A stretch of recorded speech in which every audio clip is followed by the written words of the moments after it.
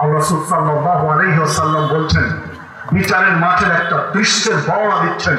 বর্ণনা দিতে গিয়ে বলছেন যে বিচারের মাঠে একটা পর্যায়ে আসবে, মানুষ ডান দিকে দেখাবে, ডান দিকে দেখবে আগুন আর আগুন, দাও দাও করে আগুন জ্বলছে।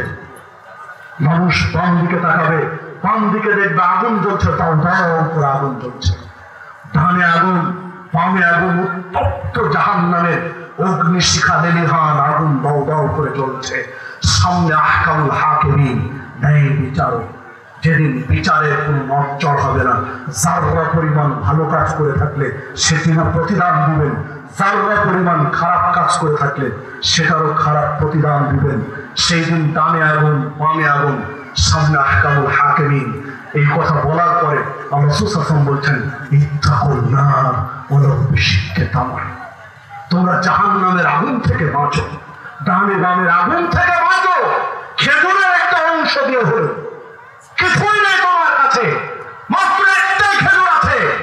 পুরো খেজুর দান করলে তুমি খাবে কি? তাহলে খেজুরটা কয়েক কয়েক টুকরা করো।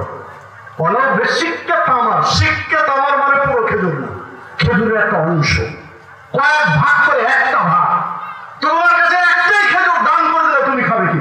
তাহলে এটা কয়েক টুকরা করো, ওই একটা খেজুরকে কয়েক টুকরা করো, এক টুকরা দান করো, বাকিটা তুমি তোমার কাছে লাগাও। মানে কিছুই নেই। আপনার পকেটে 10 টাকা আছে, কিছুই নেই, মাত্র 10 টাকা। এই হাদিসের বিশ্লেষণ অনুযায়ী ওই 10 টাকা থেকে আপনাকে 2 টাকা দান করতে হবে।